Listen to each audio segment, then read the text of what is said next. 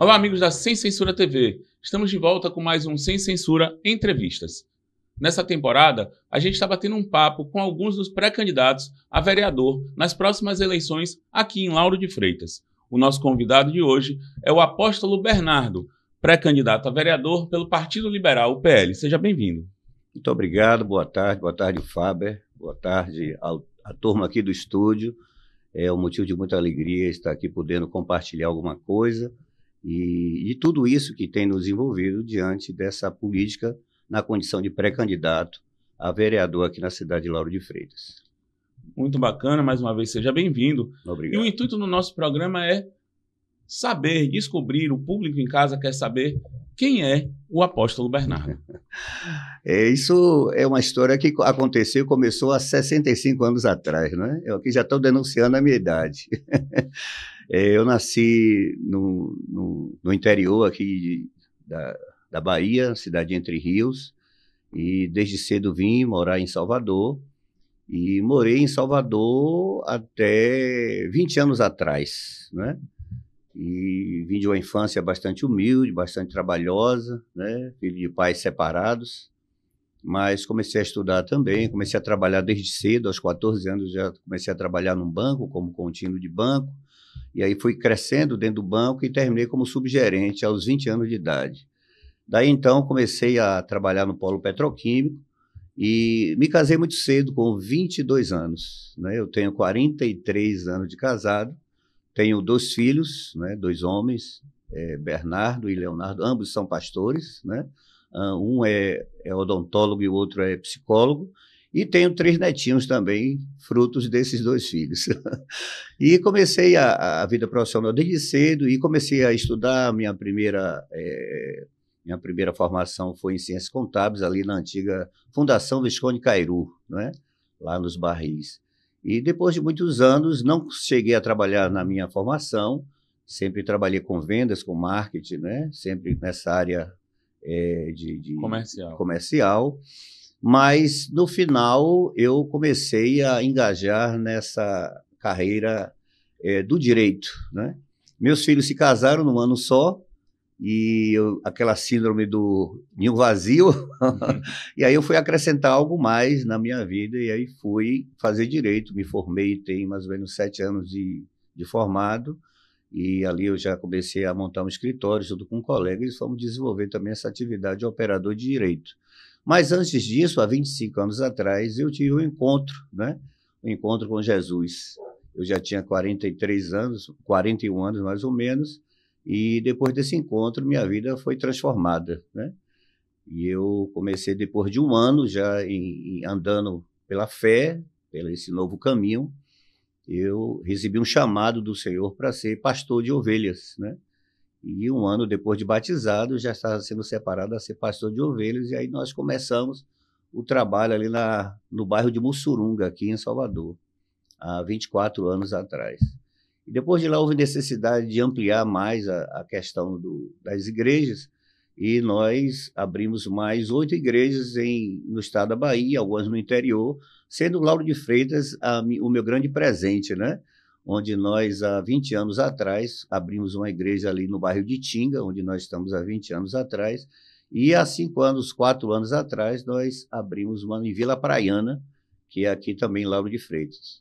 Então, o motivo que te trouxe a Lauro de Freitas foi a expansão do seu processo religioso, das igrejas. Na verdade, ainda não foi assim, né? Foi uma consequência isso, porque justamente meu filho, quando passou no vestibular para odontologia, ele veio fazer aqui na Faculdade Unime, que ficava aqui em Lauro de Freitas. E nós morávamos em Salvador, lá no Costa Azul. Tivemos assim, vamos supor, tivemos que vir morar aqui até por conta do trânsito, né? E facilitaria melhor. E aproveitando estar em Lauro de Freitas, né? Eu vim para passar um ano, viu, Fábio?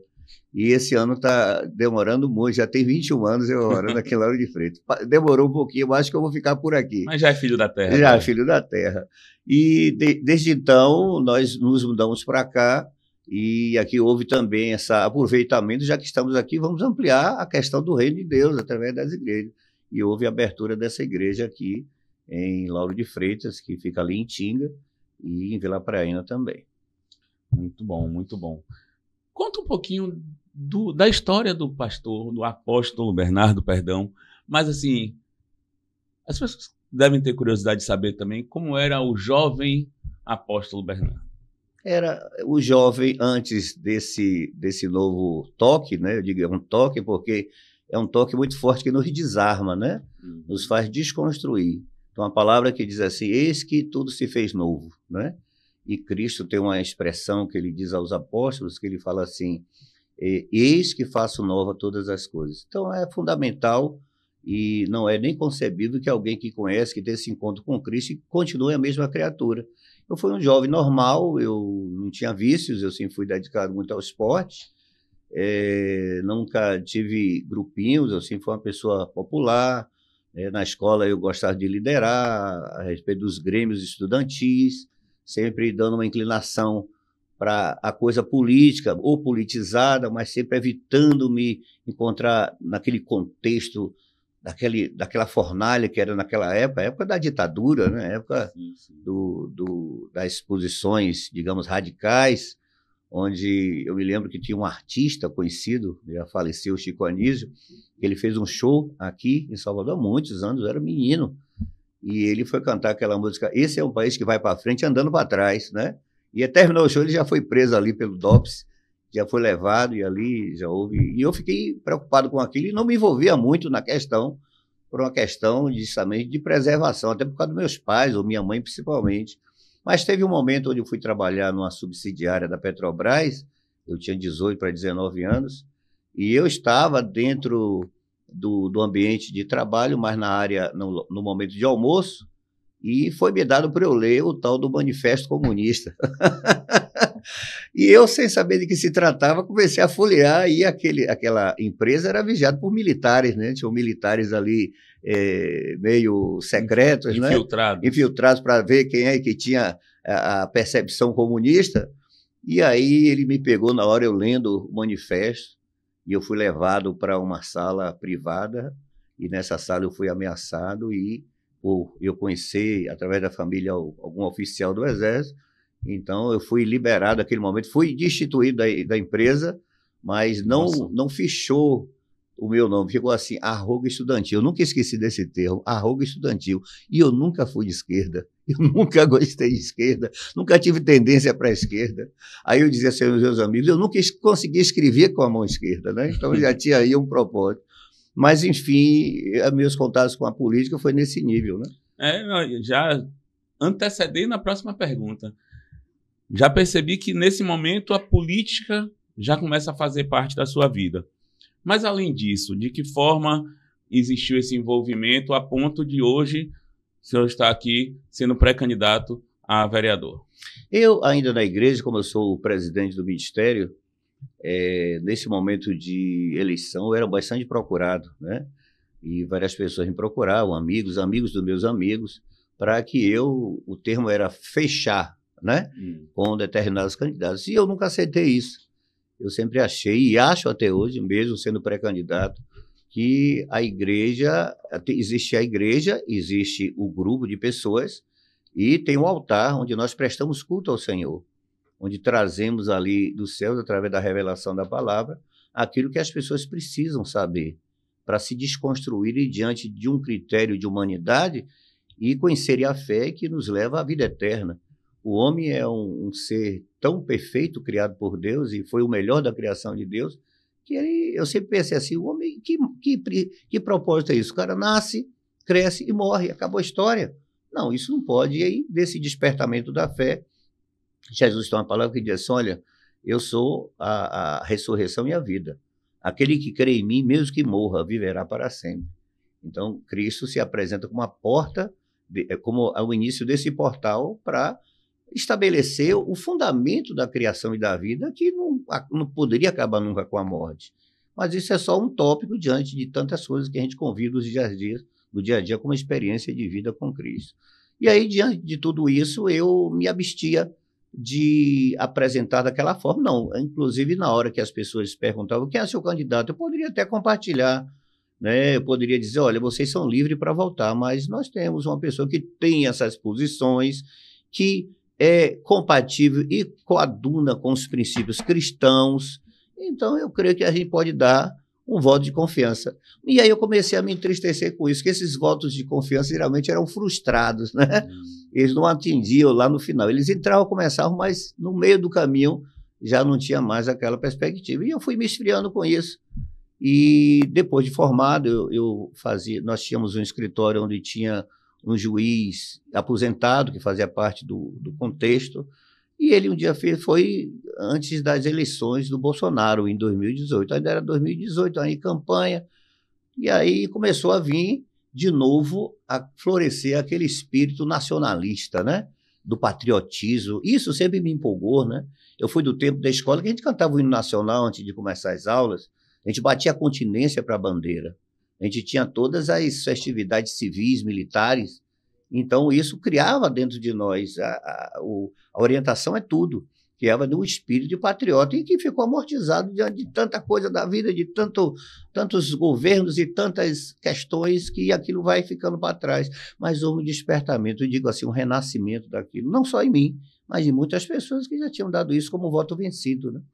E aí ele me convidou, olha, existe um partido chamado PTB, é um partido que agora está sendo dirigido por um colega nosso, que era um advogado lá de Teixeira de Freitas, e que nos chamou para a gente ajudar, é a hora de você poder ajudar. Eu falei, mas eu não gosto de política não, doutor.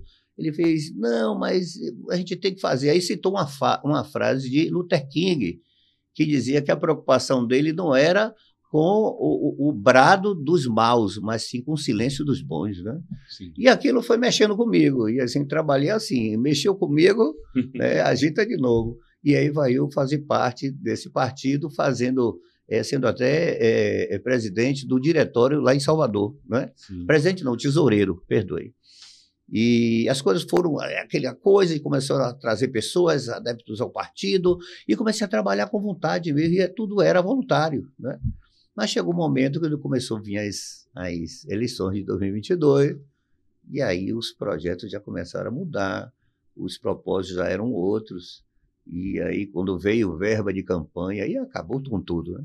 E antes disso eu chamei o meu amigo, meu colega, doutor, eu vou sair porque a gente passa a vida inteira para construir um nome, mas em 1 minuto ele se acaba, então vou dar para trás aqui. Eu pedi a exoneração, saí, e ele veio atrás de mim, pronto. Aí acabou aquilo, houve a questão da perda das eleições, né? O partido da direita perdeu, e aquela coisa toda. E aí eu fiquei. Aí eu estava muito bem lá no escritório, veio um colega, né? Foi meu colega na faculdade, um jovem, né? Tem idade de ser meu filho. Chegou e falou assim, Bernardão, e aí como é? E a política? Eu falei, rapaz, vamos mudar de assunto. Ele fez, não, mas tem um amigo meu aí, que o cara é da gente mesmo, é sangue na veia. E eu fiz, quem é esse? Ele fez, é o fulano de tal. Ele falou, é Diego Castro. E eu fiz, não, bora, ele insistente, eu para não fazer, eu gosto muito dele, a gente sempre teve uma amizade bacana. Eu disse, tá bom, marca um café aí que eu vou tomar. Aí eu estou tomando aquele, não vou poder ir não, mas ele vai aí, ele encontrar, é aí que você está. Quando vem um rapaz acompanhado de um pessoa que estava com ele, um assessor, eu fiz, mas rapaz, o que é que esse menino quer fazer no meio desse pleito para ser deputado estadual? Ele não vai ganhar nada. Ele tentou conversar, mas ele começou a conversar e eu me empolguei com aquilo, que eu me vi nele, né? Aquele arrogo, aquela coisa, e ele empolgado assim, com aquela fé, com aquela confiança. Eu fiz, rapaz, eu vou apostar nesse menino. E aí disse, olha, o que depender de mim, nós vamos trabalhar, tá? E aí veio as eleições, eu fiz aquilo que eu poderia fazer, e graças a Deus que a gente tem influência, né, na intenção das pessoas pelos frutos, né? Porque o que prevalece não é o que eu faço, outro que eu falo é o que eu faço. A palavra diz que o testemunho, que é o exemplo, arrasta, né? E aí as pessoas, olha, eu estou votando no seu candidato, eu creio. Resultado, eu estou em casa e recebo a ligação desse meu colega, né? Ele fez, Bernardão, você já viu aí? Eu fiz, eu não quero nem ver, rapaz. Ele fez, rapaz, o cara ganhou. E eu fiz, rapaz, você tá brincando, tá, ganhou. E tudo bem. Aí fui sair de férias com minha esposa, sempre eu saio no início do ano, e ele ligou para mim e agradeceu e tudo. Ele disse, eu quero você aí como nosso assessor aqui do nosso mandato. E porque tem muitos meninos jovens, um cabeça branca vai diferenciar meio o negócio. Se ninguém acreditar nos outros, mas tem um cabeça branca ali, olha, vamos acreditar. E aí levou naquela parte do humor, e aí nós fomos assessorá-lo, né? E foi muito bom a experiência, vi que eram meninos determinados e que em momento nenhum eu me senti constrangido com aquilo que eu creio, né? Que aquilo que eu creio, vou continuar crendo, que essa é a minha essência. As suas convicções. Minhas convicções, minha pauta eu coloquei bem apóstolo Bernardo, porque pode botar outros não, mas eu sou isso, é minha essência. Eu não posso fugir a isso, né? Eu sei que o navio ele precisa estar no mar para andar, mas o mar não pode estar dentro do navio, senão ele afunda. Então eu vejo isso como uma reflexão de consciência e de determinação da sua essência. Bem, e aí a gente está adiantando aqui mais um pouquinho, a gente está conversando numa reunião e eu me responsabilizei pela política de Dias d'Ávila, que é uma cidade que a gente tem 2 igrejas lá, e aí eu ia fazer um trabalho também de extensão dessa raiz do deputado e daqueles pretensos candidatos que seria apoiado por nós. E eu posso fazer também de Lauro de Freitas, porque eu moro lá, a gente tem igreja lá, etc e tal. E tudo bem. Aí eu fiz, olha, candidato para pré-vereador em Dias d'Ávila, nós já temos uma senhora aqui, muito distinta na cidade, é uma membro de uma nossa igreja também, e nós confiamos. Mas eu não conheço assim, ninguém que eu possa indicar para Lauro de Freitas. Aí ele fez, mas eu já encontrei de Lauro de Freitas. Eu falei, então tá bom, me dá o nome aí que eu vou procurar para a gente conhecer. Ele falou, é o senhor mesmo. Eu fiz, eu? Aí ele fez eu, e aquilo ficou amadurecendo, eu não posso definir nada. E junto com minha esposa, a gente faz tudo em conjunto. Eu fiz, filha, veio aí um desafio, o que é que você acha? Filho, não sei, você não tem esse perfil. Eu também acho, mas esse perfil da política aí eu não tenho mesmo, não. Aí ela fez, vamos orar, né? Aí fomos orar e uma certa noite ela acordou, umas 3 da manhã, eu falei, filho, eu tive um sonho que você estava assim no meio de várias pessoas e essas pessoas estavam sorrindo quando você passava. E eu senti assim uma revelação de Deus que é um propósito também. E aquilo encheu, até me emociono, encheu meu coração de alegria. Eu comecei a desejar isso ali. E aí conversei, liguei para o deputado e disse, deputado, está tudo certo agora eu aceito. E aí nós começamos a desenvolver um trabalho, né, tudo dentro de um critério, e estamos aqui, já pré-candidato, já na ata do partido, e já com essa disposição de fazer aquilo que Deus nos concede. Aquela palavra que eu dei há pouco instante aqui com os amigos, aquilo que eu recebi do Senhor, eu quero compartilhar. Então, efetivamente, apesar de fazer parte do contexto político praticamente desde a adolescência, essa é a sua primeira candidatura. Essa é a primeira candidatura, é o início de um novo ciclo. A gente acha, tem uma palavra no livro do profeta Joel que diz que os jovens, haveriam épocas, né, e essa revelação foi cumprida ali no livro de Atos, através do Pentecostes, e ele diz assim, porque haverá tempos que os jovens profetizarão e os velhos sonharão. E eu estou sonhando isso. Eu estou ainda me sentindo muito, muito útil a compartilhar isso. Eu continuo me mantendo em todos os aspectos, emocional, espiritual, físico, para que eu ainda possa passar os meus dias mais frutificando. E a árvore não come do seu próprio fruto, né? Alguém que vai receber isso através da nossa vida. Apóstolo, a gente tem hoje no país um cenário de polarização, né? Que isso atinge na esfera federal, na esfera estadual e também na municipal aqui em Lauro de Freitas. Como é que você enxerga essa situação e de que forma isso pode atrapalhar ou o contexto vai mudar nas próximas eleições? De repente, nós estamos diante de uma pauta, né? Se essa pauta for agregada por pessoas que pensam da mesma forma, isso é ótimo. E vai haver sempre a divergência, né? Nós não estamos indo de encontro a pessoas, nós estamos de encontro às pautas que são colocadas. No nosso meio evangélico, digamos assim, há uma dicotomia muito grande, né? Uma vez me fizeram essa pergunta, é necessário que alguém, para ser direita, seja cristão? E eu respondi, não necessariamente, mas é impossível você imaginar uma pessoa que é cristão e ser de esquerda, né? Então não há nenhum liame, não há nada que ligue a essa estrutura do cristianismo em si, é aquilo que eu falei, é a nossa essência, né? Tudo começa a partir disso, essa é a nossa fonte, onde nós bebemos dessa fonte, para se de diferenciar por uma questão de necessidade, por uma questão de interesse próprio. E aí vamos ver que política é essa. É política para todos, para o melhor das pessoas, ou uma política é melhor para mim, ou melhor para o candidato ou o pré-candidato? Então fica esse choque aí de opiniões. Então, aqueles que forem agregados a essa pauta e tiverem esse meu sentimento de visão, de valores de família, questão da segurança pública, questão dos princípios cristãos, com certeza isso vai, como eu falei a respeito do Rio, isso vai se agregar e vamos formar um grande oceano, porque estamos de maneiras diferentes, mas defendendo as mesmas pautas, né? É isso que eu vejo a questão da polarização. Ela termina sendo otimista quando há a coadunação dos princípios, mas termina sendo uma coisa negativa quando há a separação disso, quando essas coisas se separam para alcançar interesses próprios. É isso que eu vejo. E como é que a sua visão hoje da situação de Lauro de Freitas, né? Como a gente já conversou aqui, há 20 anos a gente vem com um grupo político fazendo a gestão na cidade. Seria agora o momento da mudança? Como é que você vê a cidade de Lauro de Freitas hoje? A cidade de Lauro de Freitas tem vários olhares em vários eixos, né? Tem a parte social, tem a parte humana, né? Tem a parte que corresponde à saúde, à segurança, e tem a parte estrutural também. Lauro de Freitas tem problemas crônicos, principalmente de trânsito, principalmente desse ir pela manhã e voltar pela tarde.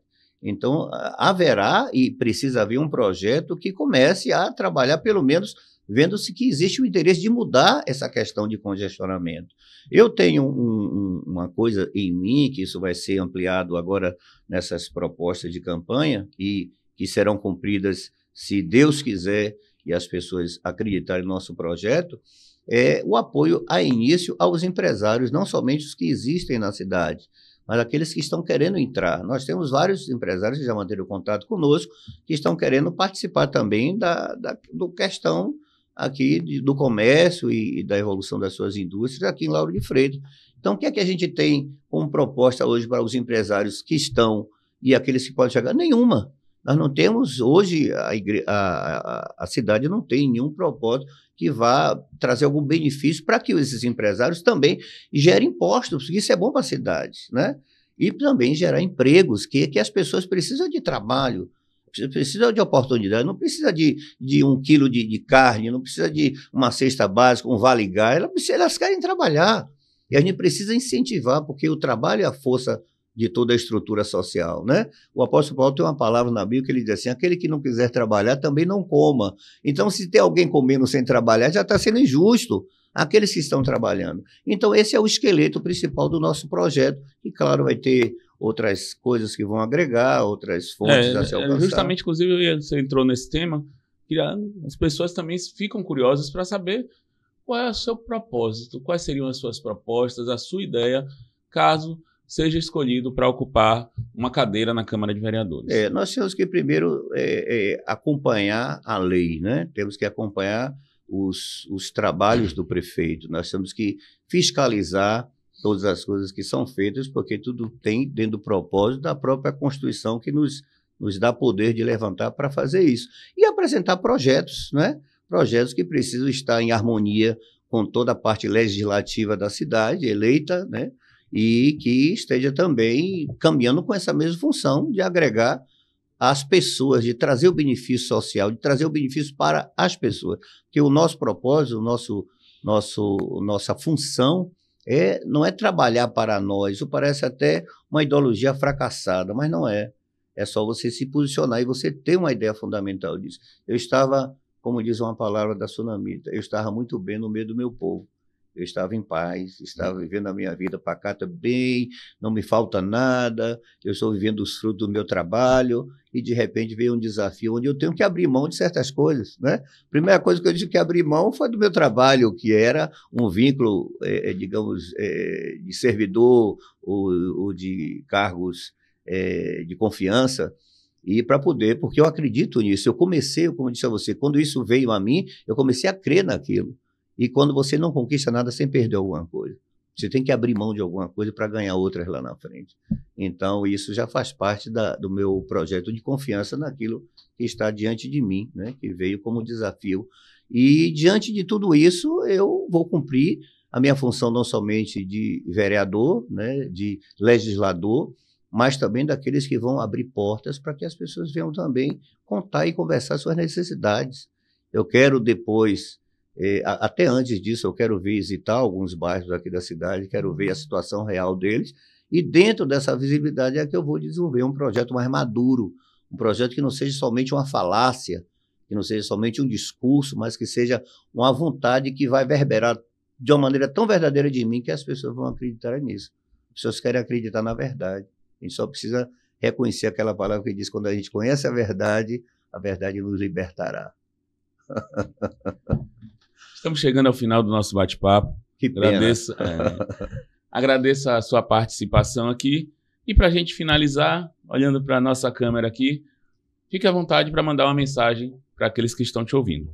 Antes de tudo, o povo de Lauro de Freitas e aquelas pessoas que nos ouvem, porque esse canal do YouTube ele é internacional, né? De repente está sendo assistido pela França, né? Pela Inglaterra, é de Lauro de Freitas para o mundo. Mas eu quero, antes de tudo, abençoar você, abençoar a sua família, em nome de Jesus, sabendo que a esperança é a última que morre. E eu digo ao contrário, a esperança nunca morrerá, porque a esperança um dia foi Cristo, e Cristo morreu, e todos ficaram entristecidos, mas ele ressuscitou ao terceiro dia, deixando claro que a esperança nunca morre. Então, enquanto a vida é esperança, então tem vida pulsando em mim, tem vida pulsando em você, existem homens de boa vontade, não vamos generalizar as coisas, existem pessoas que estão bem intencionadas, e vamos aprender a reconhecer essas pessoas. Vamos gastar muito bem os nossos votos, né? O nosso voto, o nosso direito constitucional, adquirido, né, com sangue, com muita luta, mas esse direito é nosso, esse direito é seu, é meu também. Hoje eu sou cidadão da cidade, eu posso falar assim com bastante tranquilidade.